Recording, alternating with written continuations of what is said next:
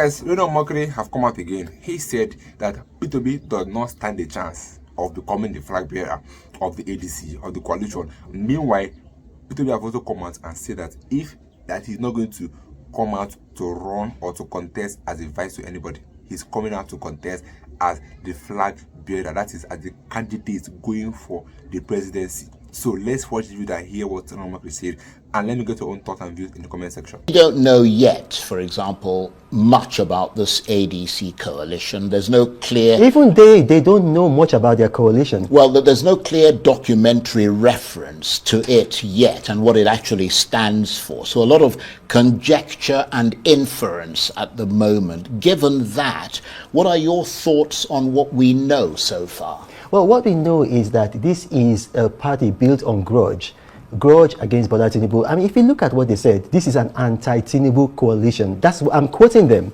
So it's not a pro-Nigeria coalition, it's an anti-Tinubu coalition. I mean, how can that stand when you're coming together based on enmity? It cannot work.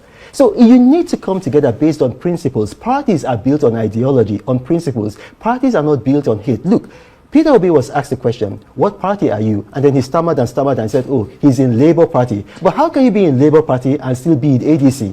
Look, they don't have any governor. The senators that they have are fringe senators who are just one leg in their party and one leg out of their party. So how can they say that they are a party? They're just a ragtag coalition. And the condition of that coalition is confusion. But broadly speaking, Reno, in terms of stylistics and focus, I mean, we can authoritatively say that, like the APC, when it came into being just over a decade ago, the aim of the ADC coalition is to remove the president and his APC party from power. I mean, you don't need any particular illumination to figure that out. The ADC is nothing like the APC. When the APC came into power, the APC had governors. They had about 12 of them. Immediately, they had governors. They had a sitting member of the House of Reps, a speaker. They had senators. They had powerful individuals. This party doesn't have that. Look, the main talkative in this party is a guy called Nasir El-Rufai. I know him. He was my client when I was a political consultant. I ran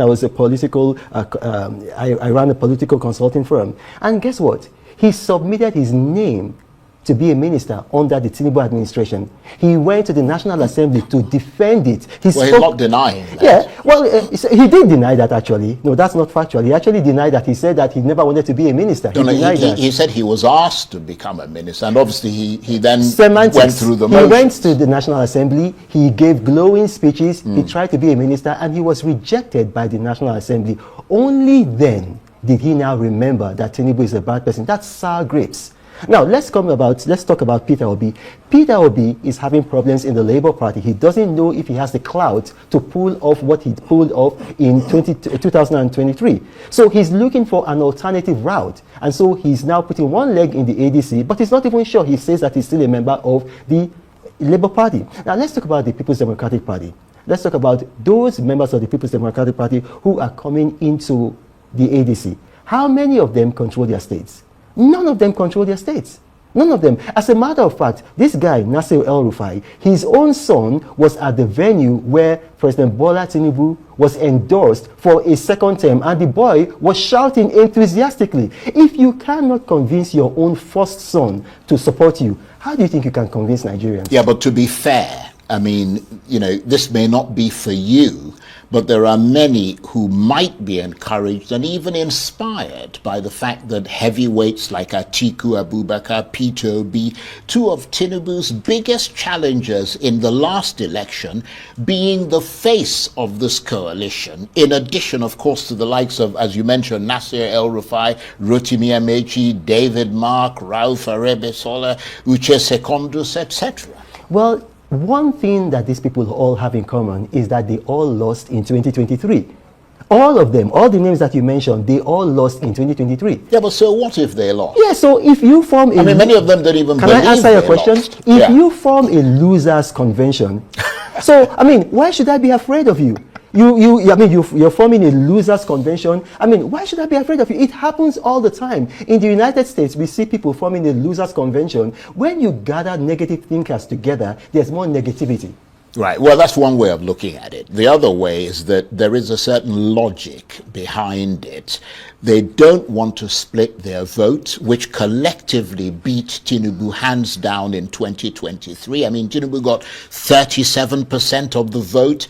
Atiku and Obi combined got 54%. So on that score, would you concede that they appear to have learned some lessons from the last election, because both Atiku and Obi feel that they might have won on a joint ticket in 2023? That means you're not up to date. Because in his last interview on channels, Peter Obi said, and I'm quoting him, "I will contest the 2027 election." But a joint ticket, let me just make this point. A joint ticket doesn't mean that they're necessarily running that. In other words, that they're combining forces. Yeah, but if Peter Obi says he's running, if Waziri Atiku Abubakar says he's running. Well, he hasn't said that. Waziri Atiku Abubakar has not said he's running. Oh, please. Anyway, but let me just finish now. So if Peter Obi says that he's going to run, if we are seeing from every indication that Waziri Atiku Abubakar wants to run, if we are seeing Amechi submitting a proposal to the ADC officially for a one-term presidency, I mean, have you seen any coalition there? There's no coalition. What you're just seeing is egos, different egos. The man, Peter Obi, is based on what has happened in the past. Is very unlikely to get the ticket of the ADC, because if you see what's happening with the ADC, he doesn't have that clout within the ADC. I have a good idea who's likely going to get the ticket. It's likely going to go to a northerner. And the man has said, "I'm definitely going to run." So what you just said, that premise is wrong. There is no coalition. There is no joining of forces. This is just egos going here, and there. But would you concede, Reno, that with all these people coming together from various parties, both ruling and opposition, this is arguably the biggest shake-up in Nigerian political history since the APC came in, some 12 years ago? But I answered that question already. How can it be a shake-up when you cannot shake up your family? Nasir El-Rufai's son is in the APC and endorsed the president. How can it be a shake-up when you cannot shake up your own state? Tell me, which of these people controls their state, that their governor has gone with them? Name one. You cannot, because it doesn't exist. Rauf Aregbesola in Osun State doesn't control his governor. Peter Obi does not control his governor. His governor is very virulently opposed to him. Nasir El-Rufai has been indicted by the Kaduna State House of Assembly. So which of them? I'm never going to speak. But Peter Obi still won the state. Well, and won a lot of other states. Yeah, he won the state. In spite of not controlling those states, as you put it. Yeah, but... the suggestion from you is that if you have a governor, in other words, you almost seem to, without putting words into your mouth, hearken back to the old way of doing politics in Nigeria, that the governor is the person who clamps down on the voting capacity of the state. I mean, when people are free to cast their votes for whoever they want to vote for. Now, we're talking about two different things. We're talking about the general election, we're talking about the primary. Now, we're talking about who is going to get the ticket. Because if Peter Obi does not get the ticket of the ADC, he's going to run under the LP, because he has said... Well, he's going to run under another party, well, but we don't know yet. Because he has said that he is a member of the Labour Party. So the logical thing to do is to run on the Labour Party. So we're talking about, let's put first things first. We're talking about getting the primary ticket. So we are not seeing any of them controlling their governors, controlling their states. So these are just malcontents. These are disgruntled people. These are losers coming together, like I said, to form a losers convention. Okay, let me put it another way. Given the fact that we've seen the two main opposition parties, Labour and the PDP, severely weakened by internal divisions, would you say that the arrival of the ADC coalition at this point is crucial for strengthening Nigeria's democracy? Because you need a strong opposition to sustain democracy, and Nigeria seemed to be heading inexorably towards a one-party state. And then look at that. You say Nigeria heading towards a one-party state. I said it seemed to be heading. Yeah, but you're saying that Nigeria seems to be heading towards a one-party state. Why are you saying that? Because more people are joining the APC because of the performance of President Bola Tinubu. Well, I don't think it's because of the performance of President. This is nothing personal. I'm just an observer. That's your opinion. And certainly my observation is not that it's because of the performance of President that's your opinion. Because if you look at the performance of President Bola Tinubu, for the first time, Nigeria has a $14.1 billion trade surplus. It has never happened before. Nigeria has a 3.84, economy is growing at 3.84%, the GDP. So look, there's growth in this economy. For the first time, we're seeing that states in Nigeria are not owing salaries the way they used to. Because why? The Bola Tinubu administration, after removing fuel subsidy, there's more distributable funds to the states, in fact. So states are getting at least double what they used to get under Buhari. So that is performance, whether you like it or not. Your opinion doesn't matter. It's not about my opinion. Yeah. I try not to express opinions. I try to make analytical assessments. And so if you're making an analytical assessment, I just gave you points to note. Our debt has gone down from 113 billion to 97 billion. Our GDP is growing at 3.84. We had 2 recessions under Buhari. We are seeing growth under Tinubu. Look, well, I mean, it's the same party. It doesn't matter. It's the same APC it doesn't party. matter. So telling me about Buhari, it's the same group. APC, it's the same party. APC was not a party. Well, you were just arguing that he brought Can I finish? Buhari into office. Yes, but APC is not a party. APC is a coalition. That's why APC is a party. No, it's a party that was formed by different parties. Can I explain to you better? APC is a coalition. It is not a party. There were legacy parties built on ideology that formed the APC. All those legacy parties, they don't really agree together. The Congress for Progressive Change has a different political and economic ideology from the ACN, the Action Congress of Nigeria.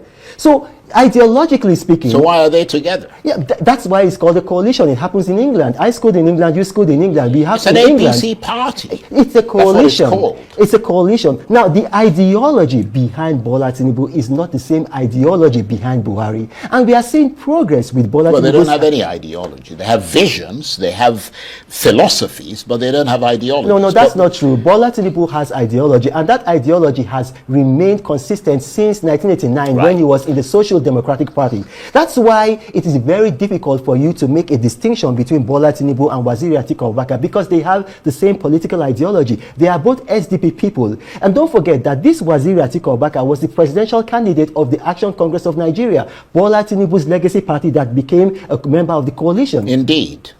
Before we go, let's talk a little bit about you.